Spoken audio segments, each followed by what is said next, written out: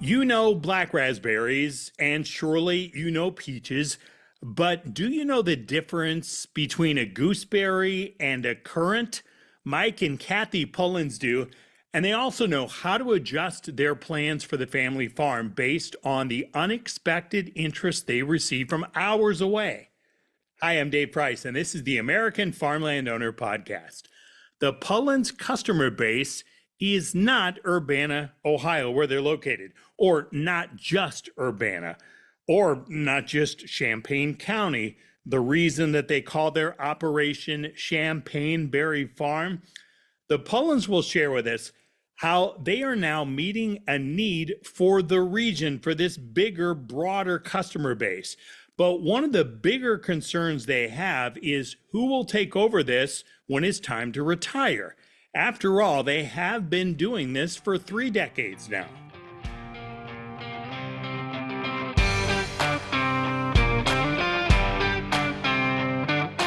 Tell us a little bit about why berries. You've got 30 years in now. There's got to be something about berries. Of course, you got peaches too, I guess, but mostly berries, right?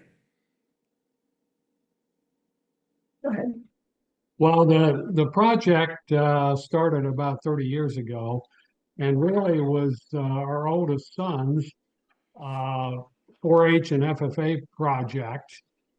Started out at the time I was working with the Ohio Farm Bureau, and as part of that, I was serving as executive director of the Ohio Fruit Growers Society and the Ohio Vegetable and Potato Growers Association. And at that time, our land resource nearby was about 6 acres. Okay. And 6 acres of soybeans isn't a great educational project. Probably not. It's certainly some, but it's not what you would envision or whatever for a learning process, and certainly an income process. Sure. And so, knowing a lot of growers in the state, and Matt and I, the son, traveled around, and as we looked at things and our land resources and so on, and opportunities and demand, we chose raspberries, particularly black raspberries, as black raspberries are native to the Midwest, U.S. Midwest, not anywhere else in the world. Red raspberries, and we do grow reds, are grown pretty much all over the world. But unique demand right here in Ohio and across the Midwest. And there's a very active customer base for black raspberries. And in the past, people picked those in the woodlot or in the fence rows. A lot of that is gone in the volunteer, but the opportunity and also with people coming in the second and third generation to pick particularly black raspberries is what draws people in, it seems like. But then they will also pick gooseberries and red raspberries and so on. So it's also helped our sons, both of them, to pay for college. It was a financial resource for them. And it really was a great educational project in that it enabled them to learn about interacting, drawing in consumers, promotion of their project, and so on. And was a great learning experience for them and financially rewarding. Now, where did Champaign Berry Farms come from? We live in Champaign County, Ohio. Oh, okay. So it was kind of a simple thing, although we do get some confusion with Champaign, Urbana, Illinois. Sure. But we are in Champaign County, Ohio. Gosh, when I was hearing you talk about black raspberries, I was remembering I had an aunt. She did most of them, but aunt and uncle, behind their house, they had a big wooded area and a big field back there. And The house was first, then they had the chickens, then they had the rabbits. Then you had to work your way back toward the woods and the pasture back there. They used to have horses back there years ago, a long time ago. They had so many berries. And what was so great is when we would go over there, my siblings and I, and help pick. And the reward was my Aunt Pris made the most incredible pies. And so that was our reward for helping picking all the berries, was that we got to eat some of the pies. So that was a job well spent. Mm-hmm. Would agree. And Well, I had a couple people there today who came up with buckets and belts. So I know that they're serious pickers because they put their bucket on their belt and they almost always want black raspberries. So oh, that goes nice. back to, picking in the woods or along the railroad tracks or whatever. Well, Only we don't have chiggers, we don't have mosquitoes too much. You don't have to fight through the briars to get to the berries. So it makes it a little bit easier for the consumer. oh, for sure. Good. And I appreciate you both being willing to do this. I know, Mike, you were talking about this has been 3 straight days of rain for you all, and this is not what you need right now. Correct. Not, and raspberries particularly, and anybody who's bought them in the store have a short shelf life and a short plant life Hmm. once they're ripe. And so weather like this, of course, we do spray fungicides and so on, but they can only do so much. In the last few days, it's rained 2 and 3 times a day, and it's raining outside again as we're talking here. So when you put the fungicide down and it gets washed off quickly, and you have to spray again, but that's the nature of the business. And is that really all you can do? That's pretty much all you can. Well, we trellis. We trellis red raspberries so that they're up off the ground, although some of them are low. So there's better airflow. They can dry quicker, the spray can get to them and so forth. So that helps. They're not laying on the ground. The black raspberries are essentially a wild plant that's been selected. There hasn't been a lot of breeding. And so the black raspberry, the plant's much less dense. And so you do get better air movement, and they do seem to be a little more resistant to mold than the red raspberries. Mm-hmm. Now we're getting you a few weeks early as we talk. We're talking in the first week of July, so maybe late July. When would you expect peaches? Late July, early August will be the best time for peaches. Our season will run about a month with different varieties. So how do you make this thing work? I was playing around on your website before we connected, and I'm seeing Monday hours, Tuesday hours, Wednesday hours, Thursday hours, Friday hours, Saturday hours, Sunday hours. By my math, that's 7 days a week. Right. By my It's math, a and you're short back season. probably. Yeah, it's a short season, and that's really for the raspberry production.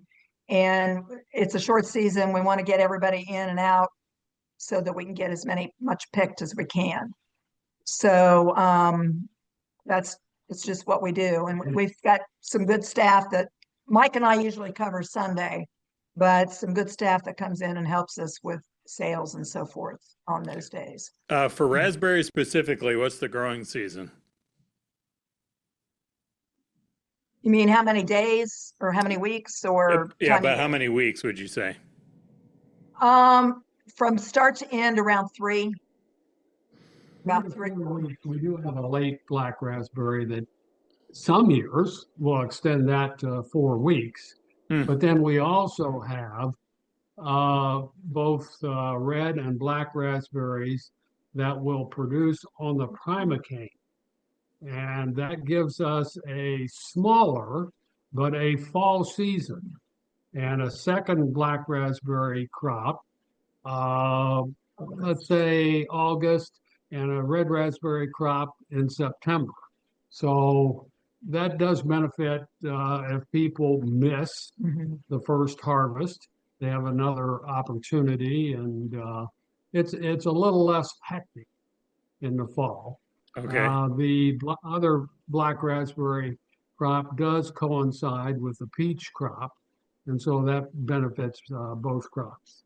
We also grow some blackberries, which the season for that would be mid-July through early September.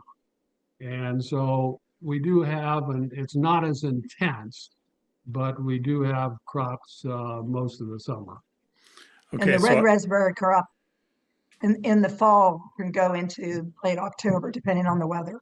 okay. Now I did have a selfish interest that I wanted you on the podcast about. I am lucky in Iowa in that for the last 3 or 4 years, I have been picked by a friend to help judge a pie contest that she sponsors at the Iowa State Fair. Now, as you know, I know Ohio, you're proud of a lot of things, but people in Iowa are pretty proud of that Iowa State Fair. Sure. Brings in more than 1 million people a year, so they're pretty proud of that. And the pie contest is fierce. People come from all over the state. They got some big money they can win, and that is a good day of eating. But one I bet. thing in particular, this past year, it was a 3-berry pie. That was the category, so you had to have at least 3 berries in there. Yeah. So this one had, I'd have to do the math real quick. I think it was 4. But the reason I wanted to talk to you all is because it had gooseberries in it. And I read an article about you all talking about gooseberries and currants. I don't know anything about currants, so I want to get into that. But gooseberries also, I believe I had as a little kid and had not had again until I tasted this incredible pie, which needless to say was a winner at this pie contest at the fair. But can you tell me about the difference between gooseberries and currants? A lot of difference. Okay. Gooseberries are they're both on a bush. Mm-hmm. The gooseberries have wicked thorns. Yeah, I And remember those. yeah, and they have little tiny hairs on them. They almost look like a tart grape Okay. or a kiwi. Yeah, but smaller, much smaller. Okay. And we have a green variety and we have a red variety, and they only last about a week. So we picked a week ago Sunday, and we finished. I mean, every gooseberry was picked by yesterday. Is that right? I'm talking every single gooseberry. I planted 50 more this year. Okay. It'll take them several years to mature. Our clientele used to be those from England, Ukraine, Russia, the Slavic Hmm. countries would come in and want those. But now, since we've given samples out, we have lots of people who want the gooseberries. They eat them just plain. You have to take the ends off, but Yeah. they take the ends off. They eat them plain. I had a customer bring me some gooseberry jam this week that he had made, and he said it was a natural pectin. You don't have to add any pectin at all. You just cook the gooseberries down and add some sugar, and that's about the extent of it. Gooseberry pie. There's a gooseberry fool that's made, which is a meringue-based dessert. So a lot of different uses for the gooseberries. And anybody, well, like my dad used to want a gooseberry pie, and he was born in 1919. So I think they Okay. were more prevalent in the wild back when he was younger, but now they're cultivated, and we grow the gooseberries. And I wish more growers would grow them because they're very popular. They're not that hard to grow. And once people know you have them, I have people coming 3 and 4 hours one way to get gooseberries. Well, I think So the I've had, article that I read about you, I think that was the suggestion, right? Wasn't it to try to encourage more producers to get into gooseberries? I'm sorry, you froze there for a For minute. the article I read about you, they were making the point that more producers need to look at fruits like gooseberries because of the Yes, potential that they could offer. yes. The demand is there. Once the public knows that you have that product, they're going to come pick. And we don't custom pick for those, only in very rare circumstances. So that's all pick your own, and they just come and pick it from far away.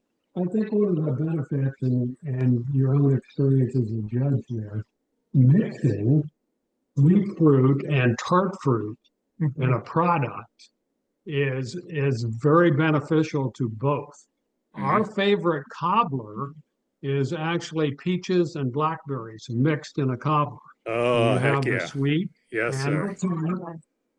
the combination is fantastic there. And with the berries, the gooseberries are a little more tart. Mhm.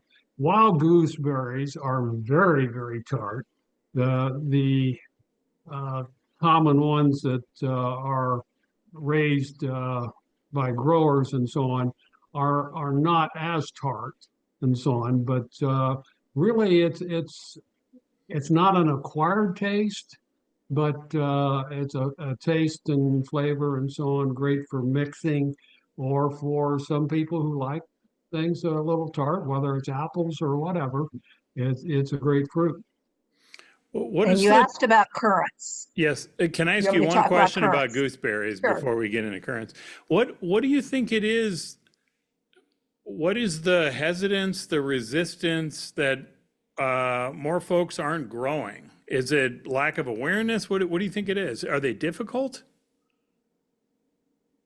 To grow, Yes. they're not difficult to grow. No, not difficult to grow. They take some time to get mature Okay. and to produce, but once they start producing, they'll be there for what, 10, 20 20 years. or I mean, more. yeah, they'll be there for a long time. So I think it's more of not being aware of what the demand is, Okay. and maybe not even know what they are. You know, some people may not have a clue as to what a gooseberry is. Sure. So, but we found in the first couple of years, the demand wasn't there, but once it caught on, uh, they're gone. I mean, literally, there's nothing left in the field. If you want to grow on gooseberries, there's nobody asking you to grow gooseberries. But if you grow some and people become aware of it, the word spreads. I gotcha. And then they just disappear. They do. They Okay. do. Now I Yep. interrupted you on currants, so sorry. Yes. So what are these things all about? They also are a favorite of the Russian, Ukraine, England, that population. I don't know whether they grow wild there, but I've had people literally fight over them. I've had people cry because they saw them and they hadn't had them for 20 years. Oh gosh. Um, yeah, and we have black, red, and white. The black ones are extremely high in antioxidants, as you can Hmm. imagine. Mhm. I think it has to be an acquired taste because I cannot eat them at all. They are very, They're very very tough. tart and bitter almost. There's no way. But Eastern European, the orange juice of Eastern Europe is black currant juice. And they don't drink orange juice. Hmm. And so it's a taste and so on, a heritage, a culture. And we do have in the Columbus area, Ohio, and some of the other larger towns, an ethnic community that is interested in that. and I think one of the reasons why Americans are not accustomed to them and haven't grown up with them is back in, I want to say the early 1900s. I may not have the timing right. They were banned from being imported to the US because they caused a pine tar or a pine. Blister disease. Hmm. So they were banned. So we get of a variety that is okay now for, they don't injure the pine trees. Red currants people use to make jelly, and some people use them in meat dishes. They're a little more common for Americans than the black. And then the white currants I got just because, and I can eat a white currant, Okay. not the others. All right. Talk a little bit about the A lot of peaches. times the currant and preserves with other fruit. Yeah. Oh, okay. Talk about peaches. You know, Georgia gets all the accolades for peaches all the time, but as we know, you can get them in many other places. So, how's the peach business these days?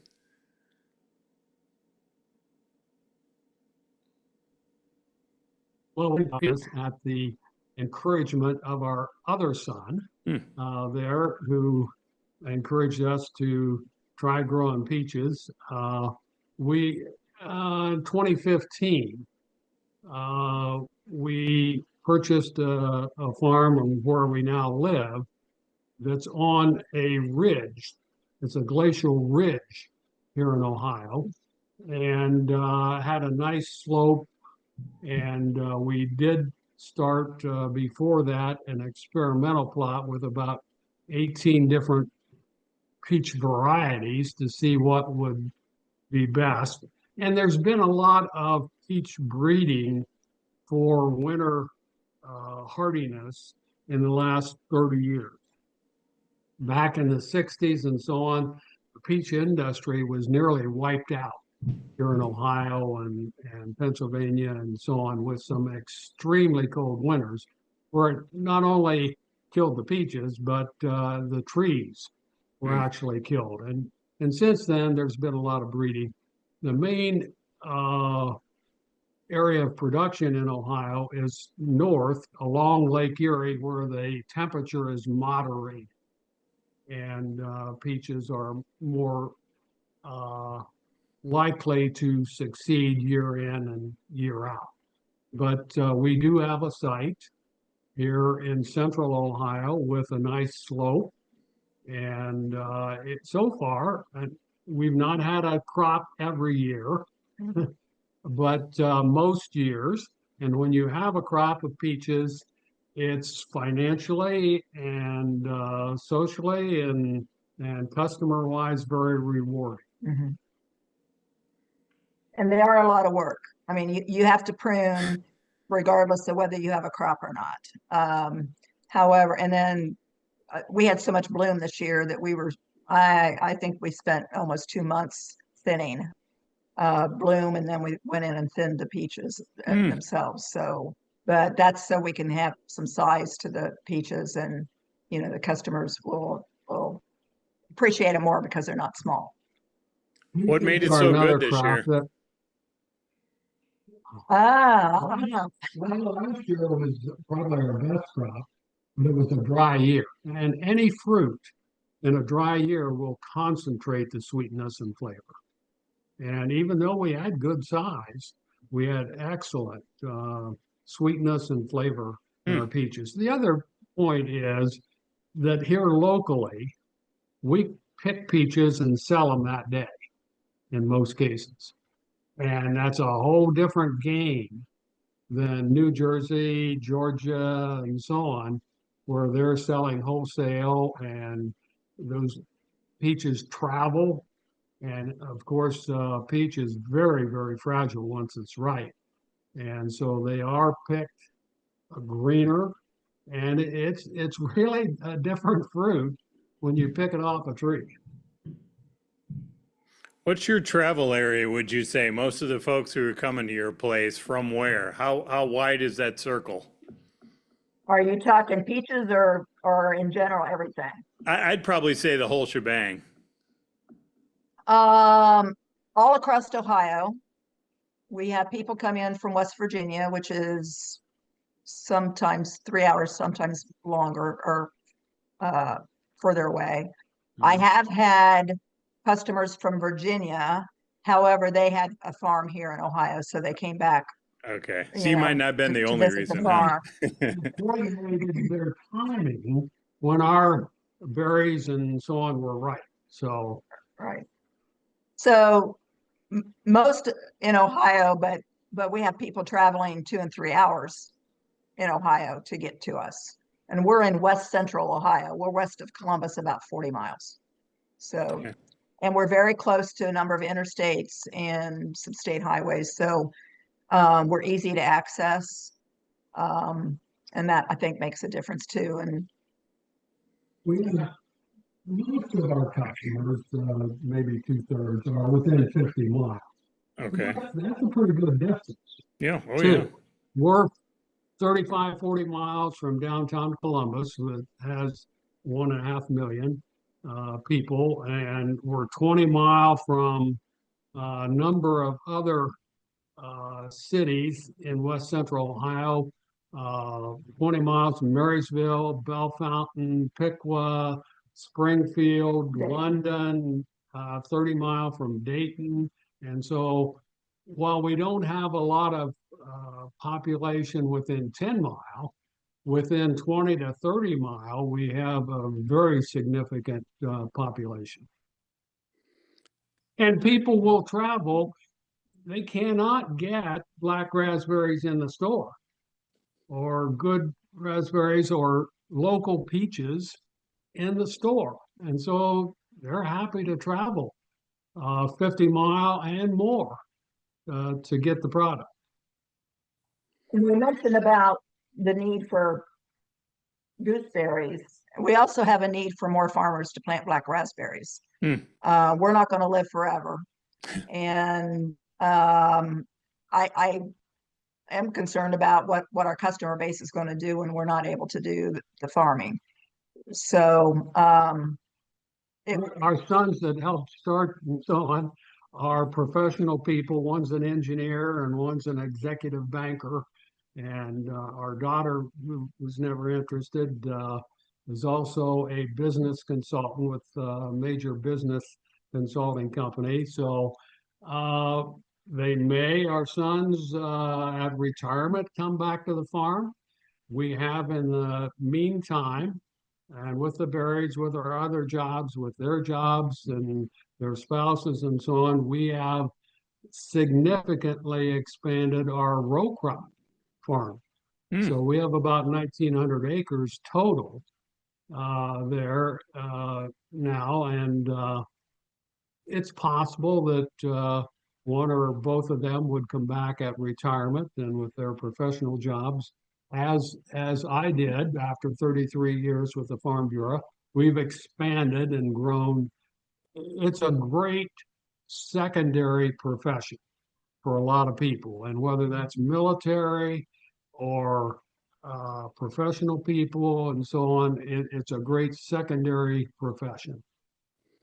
You've talked about all you're doing with these growing seasons, and they don't, fortunately, they don't all line up perfectly. You got a little kind of one after another here. At what point on the calendar can you two sit down on the recliner and exhale and take a good nap before you get cranking for the spring? There's got to be a downtime going 7 days a week somewhere. Well, that's summer, and that's a short period in the summer. Sure. But when do we relax?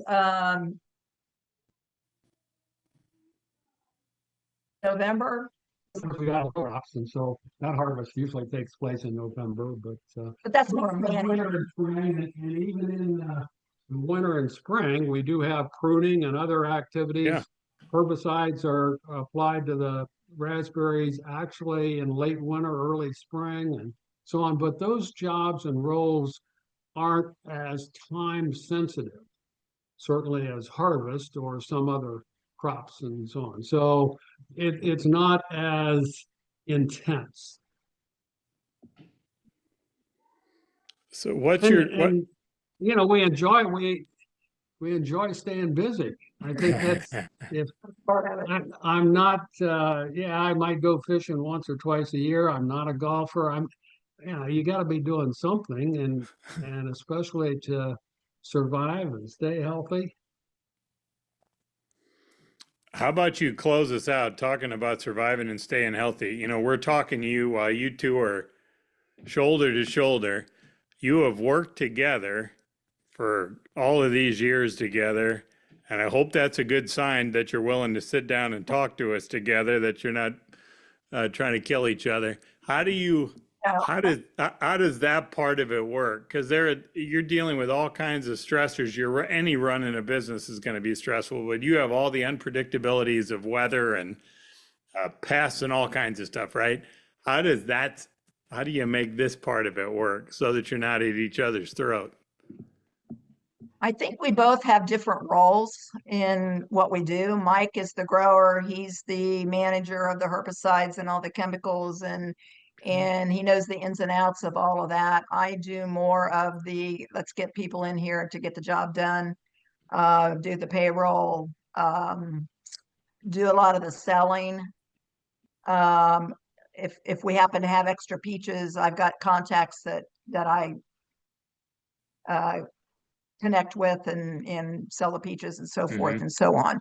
So I think because we have different roles, I depend on him for certain things. He depends on me for certain things. We may discuss, you know, what are we going to tear out? And what are we going to replant next year? And sometimes we don't always agree on that. But I don't know. What's your suggestion? We did just this week celebrate our 51st wedding anniversary. Ooh, So it has been congratulations. some time. Thank you. Yeah. And I guess I don't get as uptight, to use a 70s term, and so on, and worry about things as much as I used to, and so on. I've had some health problems in the past 5 years, but have come out of it very well. I'm a double lung transplant Oh, goodness. patient and doing well. 2.5 years out. And 2.5 years. so it's, again, staying active. The worst thing I could do is just sit down Yeah. or lay down and not be active and interact with people and business and activities and so on. I'm a member of the local Rotary Club and just things like that. We have 9 grandchildren, age 9 and under. Oh, And goodness. so that keeps us active. We have triplet grandchildren that are under 2 years of age. Oh, And man. so it's, that's our experience as being involved and active, and I don't worry about things as much and so on. The business we have, certainly, and with our past history and with other farm income, off farm investments we've been active in, our pensions and so on. We are not counting just on the specialty crops and so on to provide living expenses. Mhm. And so it's not as intense. And even within the specialty crops, that's been one reason we diversified and to benefit our customers. This year, our black raspberries are down. Everything else is excellent there. So we still have and can serve our customer base.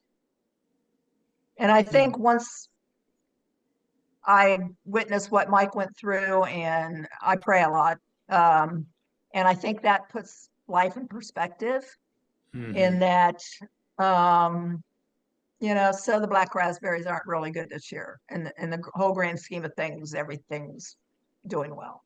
So we just have to keep family is important and his health is important, and just keeping that all in perspective. And, if things don't go our way, then so be it. God has a plan, and we're hopefully doing the right things as a result of that. Without a doubt. Thank you both so much. I know it was a long day, and now you're going to sweat out this storm tonight, and hopefully it doesn't add up to too much, but I appreciate you getting us in here and sharing your experiences.